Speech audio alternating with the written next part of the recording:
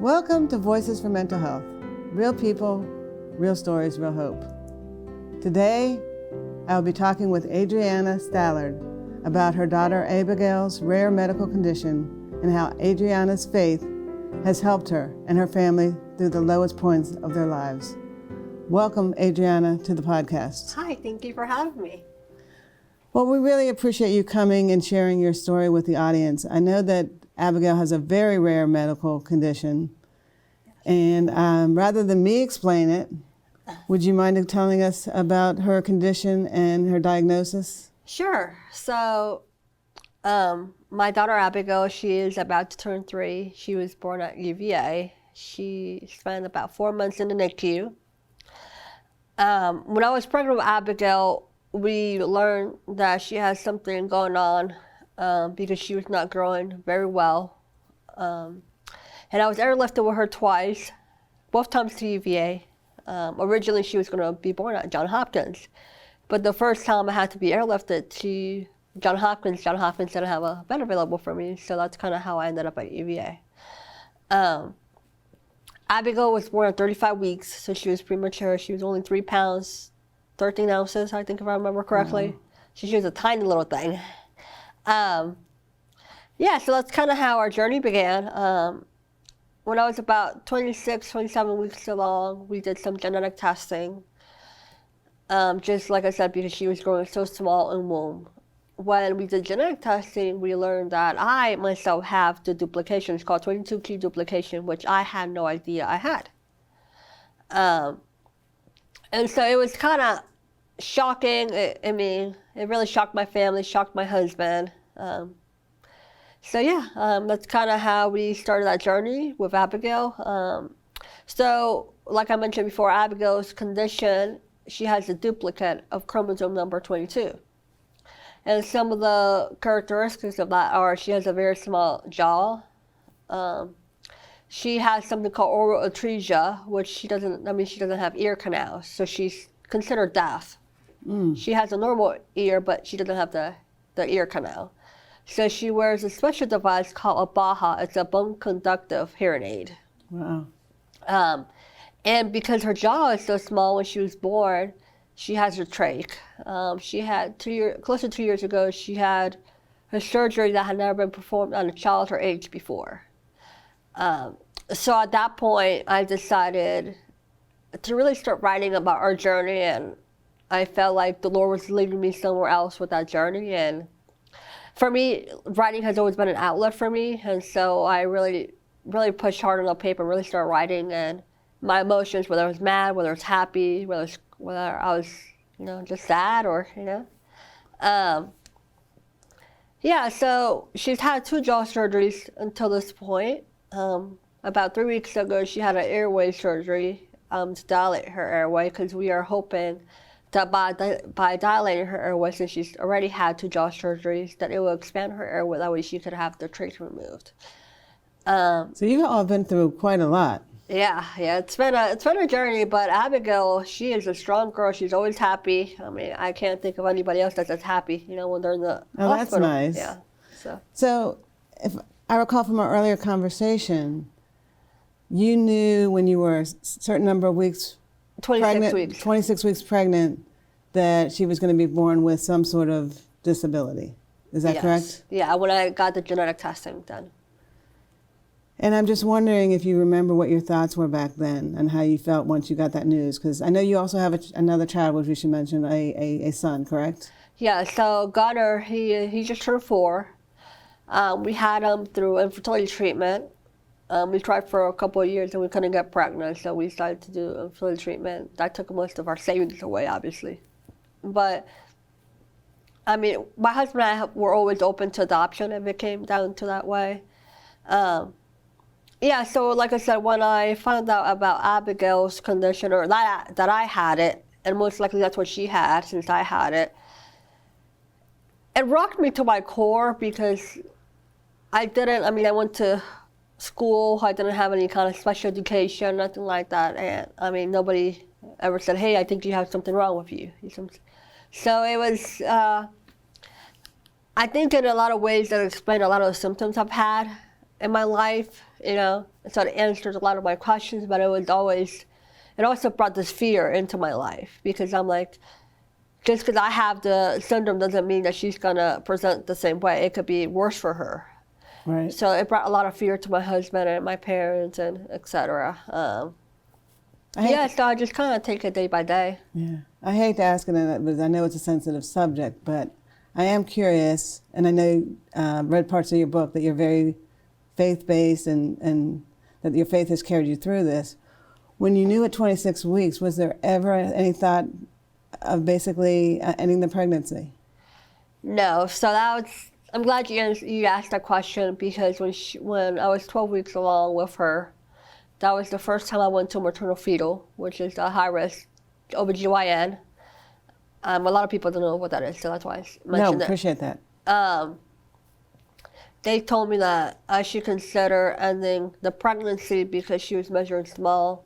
And at that point, they thought she had a syndrome called trisomy 18, which is usually a syndrome associated with a lot of mental issues, behavioral issues, growth issues, heart issues, and a lot of times those kids with those syndrome don't usually live past a year.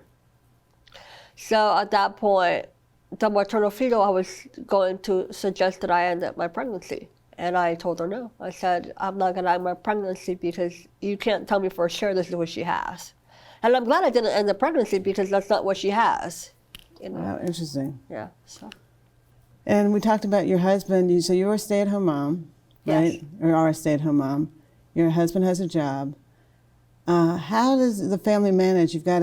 I know she's been to the hospital back and forth a lot for different surgeries. How have you been able to handle all that? I think a lot of it, I go back to my faith and really, I think for me, it starts mentally. You have to be mentally strong, and it's all about your thoughts. Your mind is such a powerful thing, and if you are always thinking negative, then that's, you're going to do negative things or it's going to lead you in a bad road, And so I think, I've had my moments of, I guess, for lack of better words, depression, especially when she was in NICU. And I think that's one thing that UVA really needs to work on is having a counselor for parents when their kids in the NICU or PICU, because in those moments, there's times where for lack of better words, I feel hopeless, and obviously not hopeless in the sense of that, I'm going to end my life and stuff. Because like I said, my faith is a big role in my life, but when your daughter's in the OR room and they're telling you, oh, the surgery didn't go well, then, it's really scary, and I'm a human being, so I don't always go, oh yeah, God, can you help me with this? That's not always my first reaction. So, yeah, I feel with having 2 kids, it's definitely interesting, but I feel like it's fun. I feel like it's more happy than sad. Like I said, so. How is your son handling this? Most kids would be jealous of a healthy sibling who requires mother and father's time.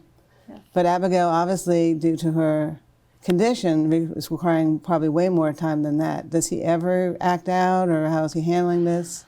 So for Gunnar, he does get a lot of separation anxiety. He was only 1 when Abigail was born, so my parents had him a lot, my in-laws had him a lot.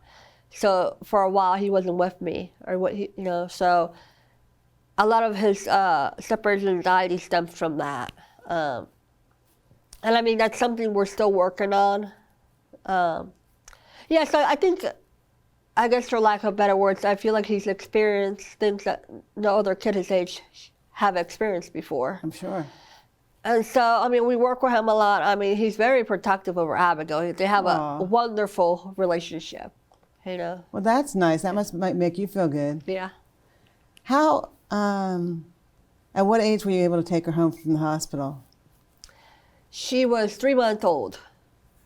Wow. And what was that like? I assume you have special equipment at home for her care? Yeah, so she, when she first got discharged from the NICU, she came home on a ventilator, feeding tube because she had the trach.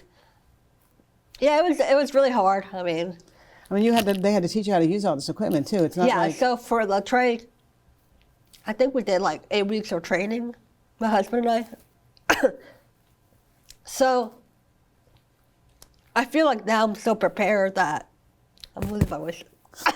I know, and I should say that you called to tell me that you weren't feeling well, Yeah. that you were just recovering, and I appreciate you battling through to come Yeah, to do the so- podcast. Yeah, I mean, when we brought her home, it was very overwhelming because the equipment at the hospital is so different than the equipment we have at home. So, and we're at the hospital, I mean, the nurses are there, so, but when you're home, it's just you and your husband or whoever's there. So, yeah, I feel like the first 2 months she was home, it was terrifying. Yeah, but I think I'm sorry, did you say she was terrified or you guys were terrified? Or it both? was terrifying. Terrifying. For us, yeah. I can understand that. Yeah. Yeah, because I mean, the only person we could rely on was on each other. Like I had to rely on my husband to come help me and vice versa. So, and I think it was a big adjustment also for Gunner, you know, because of the beeps and noises and, you know, anytime the ventilator would go off, we would run to her. I mean, thankfully now she's not on a vet anymore, so it's easier, you know. If you would look at her on the road, you wouldn't even know, you know. So she's improving her health. Yes, she's come a long ways, yeah. She still has her feeding tube, and that's something we're working on. So hopefully she'll get her removed here in the next year or so. So she's being fed through a feeding tube. Yes. What other things that you've had to do for her that you never expected to have to do?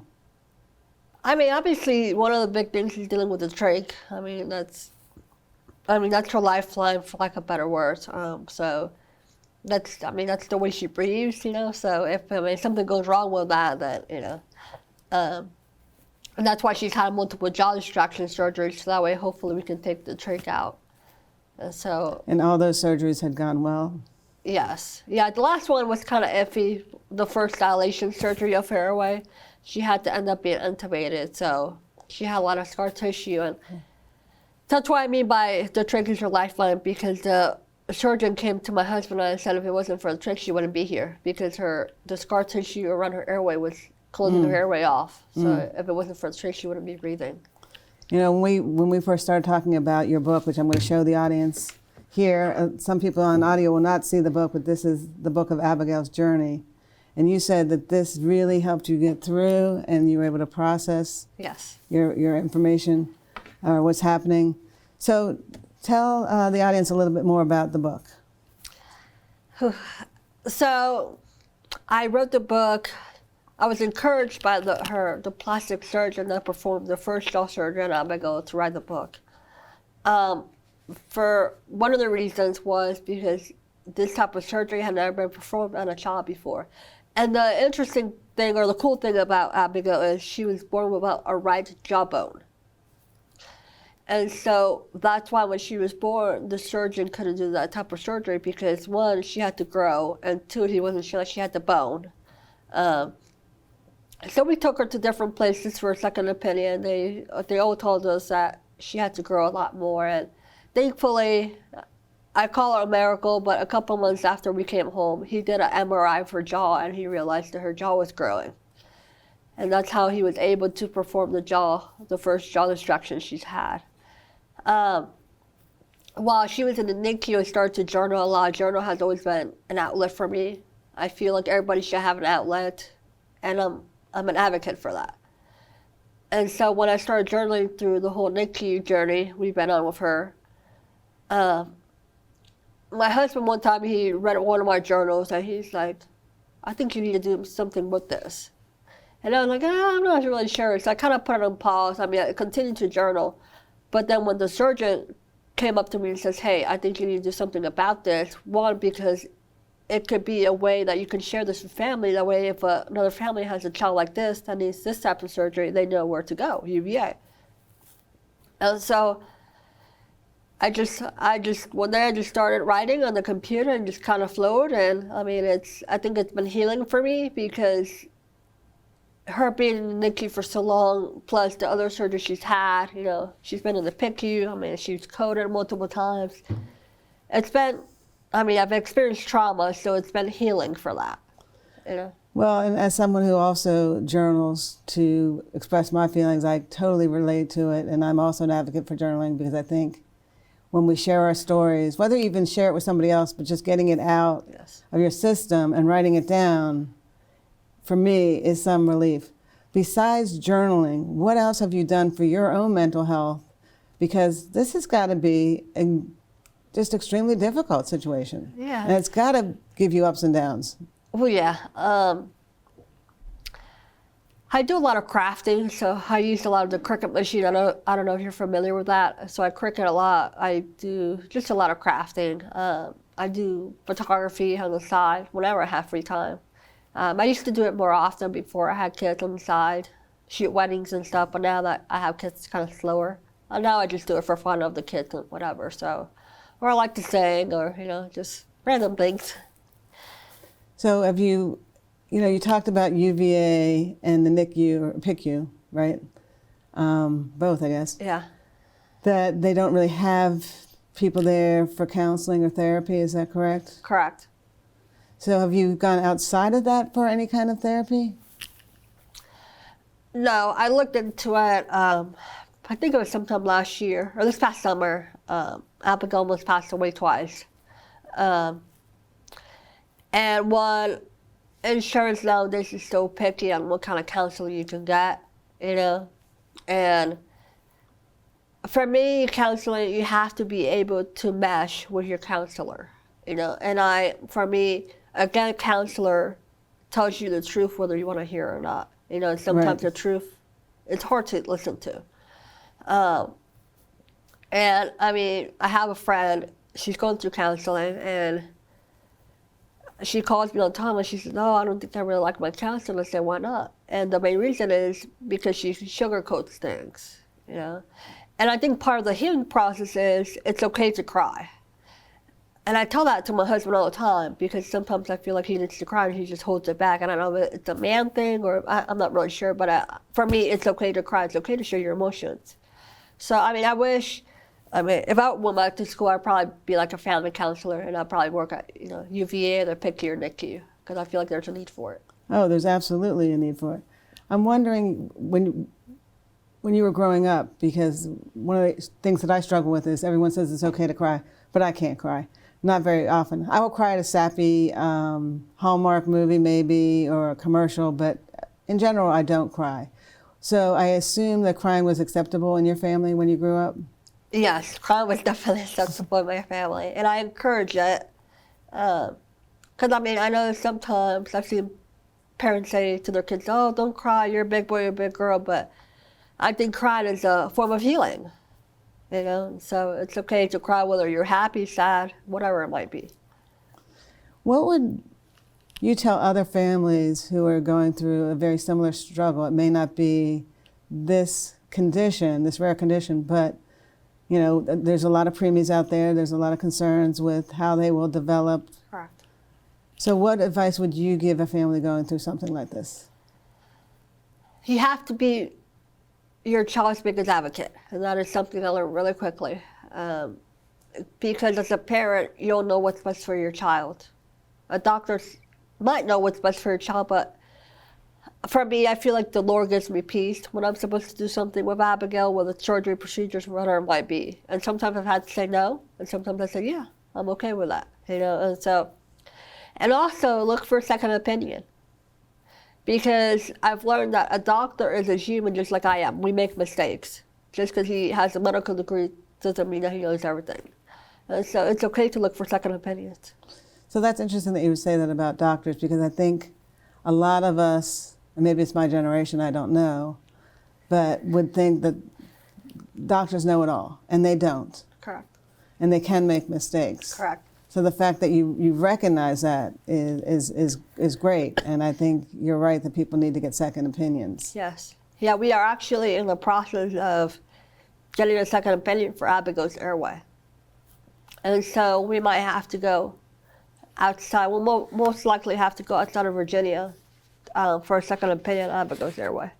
I'm actually going through your book here because I would like you to read a little bit from your book to the audience. And I found I think it's the prologue that I thought was very interesting and helpful. So would you mind just reading a little bit from the book so the audience gets a feel for the story? Sure.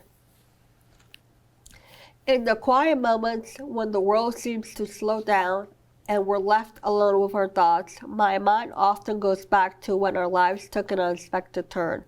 It was a diagnosis that would change our journey as parents and try our faith. This is the story of our daughter Abigail and her fighting spirit. As parents, our dreams are painted in vibrant hues of laughter, milestones, and boundless possibilities. We eagerly anticipate each new chapter in our daughter's life, hoping her journey will be straightforward, but life had different plans for us. The moment the doctors uttered those two words, 22q duplication, our world shifted on its axis, and a cascade of emotions engulfed us: confusion, fear, and a sense of being adrift in an uncharted sea. The following journey was marked by uncertainty and countless questions. What lay ahead for a precious child? How can we navigate the complexities of a genetic condition we barely understand? Our hearts are heavy, yet as parents we know we have a role to play, defined not by the obstacles ahead, but by our unwavering determination to provide the best possible life for our daughter.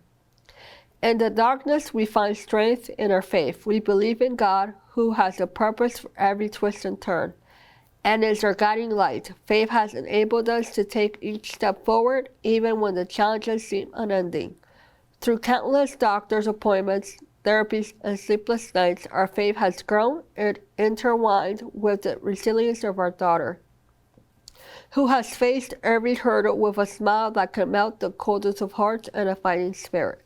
This prologue is a glimpse into our current journey of love and sacrifice. In the following few chapters, we invite you to join us as we share the moments that have defined us, the lessons we've learned, and the miracles we have seen. It is the story of how a family has confronted adversity head-on, armed with medical knowledge.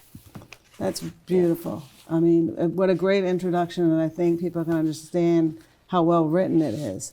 So my question is, how emotional was it for you to write this book? Oh.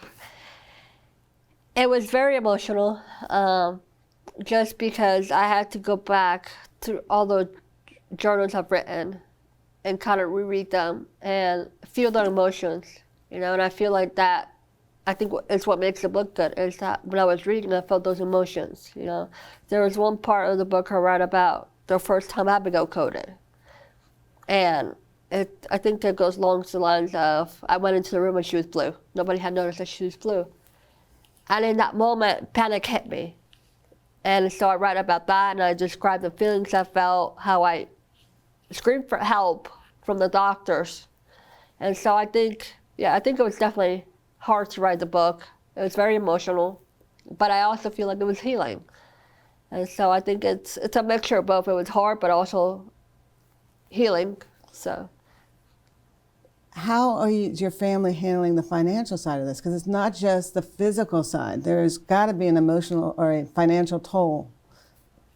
Yeah, so thankfully Abigail has two insurances. She has my husband's primary insurance through his job, and then she also has Medicaid, just because of her medical complexities. So from a medical point of view, insurance pays most of her hospital visits and stuff, but when it comes to when she's inpatient, we have to pay for like our hotels, or sometimes UVA will provide them, but sometimes they can't. So, yeah. We were talking before the recording that you're here in Charlottesville. You live 2 hours away. Yes.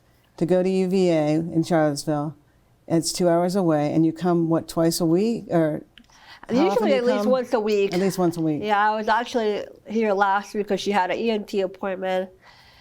And we also did some filming. So there's a guy named Ty Cooper and I, we are actually starting to do a short documentary on the book. And the reason for the short documentary is in hopes that we will get enough support to make it a longer documentary, because I think this is awareness that needs to be spread out. There's not a lot of people that have the 22q duplication. That's the other thing. And so I want to be that resource to other families. I was going to ask you if you know what the statistics are, the number of people out there with. It's called the rare disease. It's very small. There's one called 22q deletion. That's a really common one. I just know the duplication is very rare. And if some people have it, they don't know they have it. So that's why there's not a lot of research either. So. And so the book, and I mean, because they are, she is unmedicated and you are getting other financial assistance through your husband's insurance, there's a lot of other expenses. Correct. So I assume that the proceeds from the book is going to help your family with her care? Yes, so it's going to help us because she'll be having a couple surgeries here this summer, so it's going to help with lodging, and some of it's going to help with making the short document into a longer one. And the big question is, and I'm going to hold the book up once again, where is Abigail's Journey available? Where can people purchase it? So you can get it off of Amazon, or if you are in Virginia area, I have books I sell in person or email to people. I've had a couple people email me and say, hey, I want a book, and I just mail it to them.